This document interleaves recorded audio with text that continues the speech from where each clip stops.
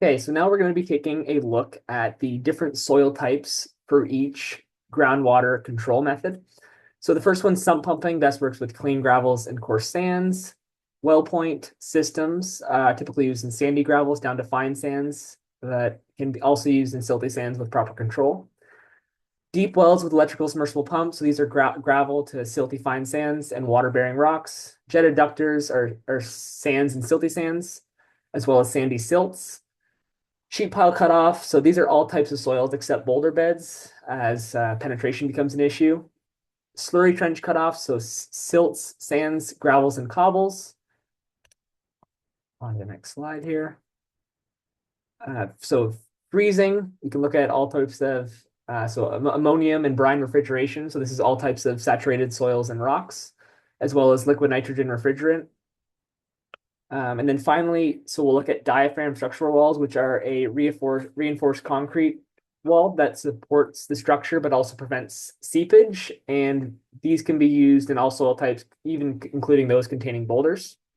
This all came from a naval design manual. Okay, so now let's take a look at basal heave and kind of discuss what it is. So it's the upward movement of soil at the base of an excavation due to pressure from the surrounding soils. It typically occurs in soft clays and loose soil conditions. So like essentially, why does it happen? So when you remove the soil during excavation, the pressure that's holding down the soil from the weight of itself is no longer there. So the pore water pressure essentially surrounding it overcomes the pressure and creates an opposing force that's greater, which results in basal heave. So how can we avoid it? So first thing you need to do is determine the groundwater levels, the soil type, and the depth of your proposed foundation. And then we can start to implement all the dewatering methods that we've already discussed. So that will in turn reduce the groundwater table elevation, which in turn decreases the pore water pressure. So we can also look at SOE systems. So what are SOE systems? So these are support of excavation systems. Essentially what you do when you want to create an excavation of some sort and you don't want it to collapse due to basal heave, you don't want it to fail, is you'd implement this. So essentially what they're doing is they're driving sheet piles into the ground to reduce the basal heave. So additionally, let's look at stability analysis of basal heave. And you would implement this in those SOE systems we talked about. So basal heave is obviously one of the major design considerations for deep excavations in clay. Many means of analysis have been developed over the past 80 years. Specifically, Tergazzi's was kind of the one who paved the way for everybody else.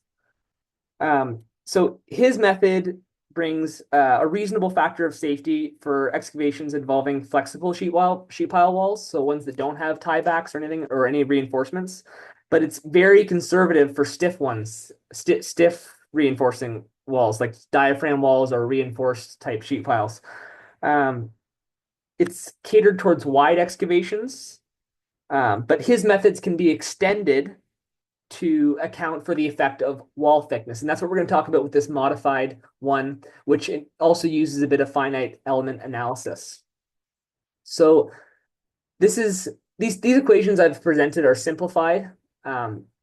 In both cases, the factor of safety really has the resisting force in the numerator and the driving force in the denominator, and that's pretty common.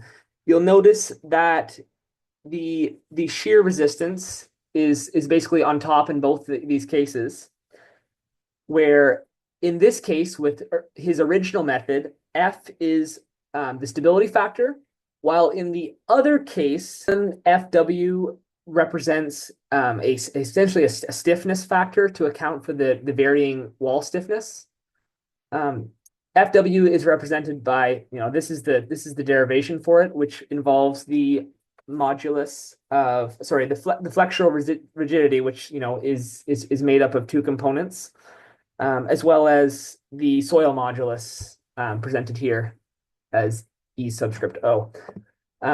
This is the width essentially, B, and then this is the height of the excavation. In summary, so if you're going to have a flexible sheet pile wall, once that's not reinforced, Tergazzi's method is more than reasonable. For wide and deep excavations, these other methods improve the accuracy, and then for stiff walls, the modified Tergazzi method, GOES method, is the most Accurate. That'll be all for me. Thank you.